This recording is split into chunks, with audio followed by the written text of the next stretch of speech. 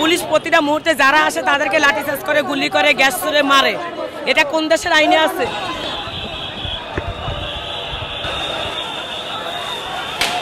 দর্শক দেখতে পাচ্ছেন প্রেস ক্লাবের সামনে কিন্তু যারা আউটসোর্সিং এর কাজ করে তারা কিন্তু প্রেস ক্লাবের সামনে তাদের ঠিকাদারি প্রতিষ্ঠানের কিন্তু বাতিলের দাবিতে কিন্তু রয়েছে। এবং অন্যদিকে দেখতে পাচ্ছেন পুলিশের একটি টিম রয়েছে, বিশাল একটি টিম রয়েছে, তারা কিন্তু এই আন্দোলন থেকে উঠে যাওয়ার তাদেরকে টাইম দেওয়া হয়েছিল। সেই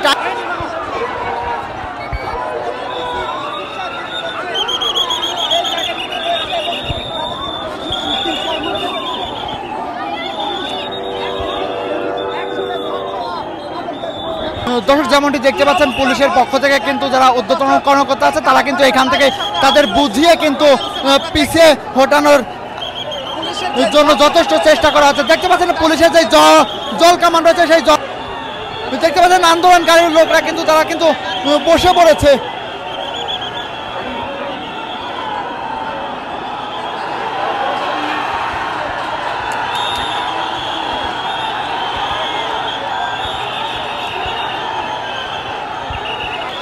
দর্শক যেমনটি দেখতে পাচ্ছেন যে ককটেল বিস্ফোরণ এবং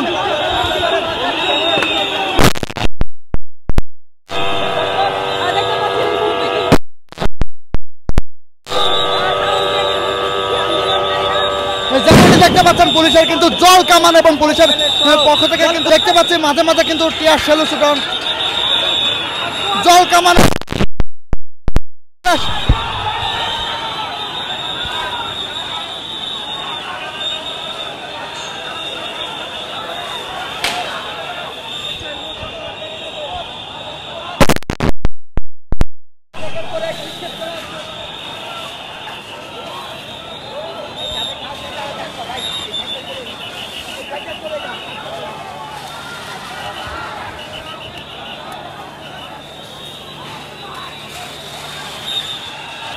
দর্শক যেমনটি দেখতে পাচ্ছেন পুলিশের পক্ষ থেকে কিন্তু যথেষ্ট চেষ্টা করা হচ্ছে যে আন্দোলনকারীদের কিন্তু এই প্রেস ক্লাবের সামনে থেকে হটে দেওয়ার।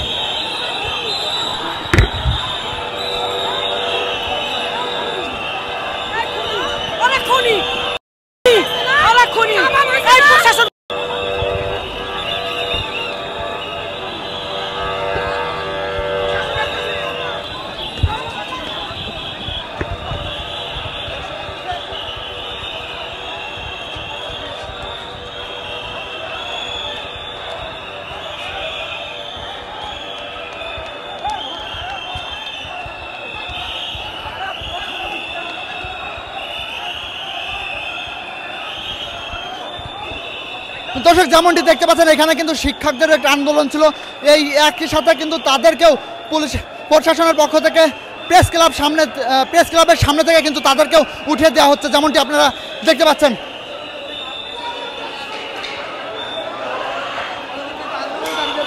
পুলিশ প্রতিটা মুহূর্তে যারা আসে তাদেরকে লাঠিচার্জ করে, গুলি করে, গ্যাস ছুড়ে মারে। এটা কোন দেশের আইনে আছে? আমি এটা জানতে চাই। আগের আইনে শেখ হাসিনা সরকার এটা করার কারণে শেখ হাসিনাকে গদি থেকে বের করা হয়েছে। তাহলে এখন কোন সরকার আছে যে এত আইন দেয়? হ্যাঁ, তাহলে কেন এই সরকার কেন এই আইনটা চালায়?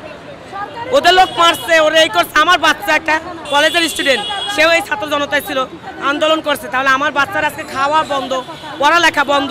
তাহলে আমার বাচ্চা কি তোমাদের সাথে ছাত্র আন্দোলন করে নাই? যায় নাই? আপনাদের এই আউটসোর্সিং এর যারা আজকে আন্দোলন করছেন পুলিশ প্রশাসনের পক্ষ থেকে তো আপনাদের আলটিমেটাম দেওয়া হয়েছে প্রেস ক্লাবের সামনে থেকে উঠে যাওয়ার জন্য, তখন আপনারা ওঠেন নাই কেন? আমরা ওনাকে বলছি আমাদের দাবি পূর্ণ না করার পর্যন্ত আমরা যাব না। ঠিক আছে, আমাদের দাবি, আমরা চাকরি পূর্ণ বহন চাই। আমাদের 1 তারিখে বের করে দিছে, কোনো নোটিশ কাগজ ছাড়া বের করে দিছে।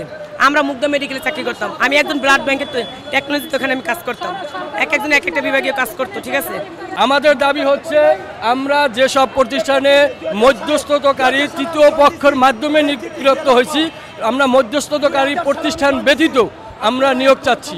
আমাদের যে মধ্যস্থকারী প্রতিষ্ঠান তারা আমাদের নিয়োগের সময় যার কাছ থেকে 2 লাখ, 3 লাখ, 4 লাখ, 5 লাখ করে নিয়োগ টাকা মানি নিচ্ছে। এবং রিনিউর নামে আমাদের কাছ থেকে আবারও মানি চাচ্ছে এবং আমাদেরকে 2 বছর 3 বছর চাকরির পরে আমাদেরকে বের করে দেওয়া হচ্ছে।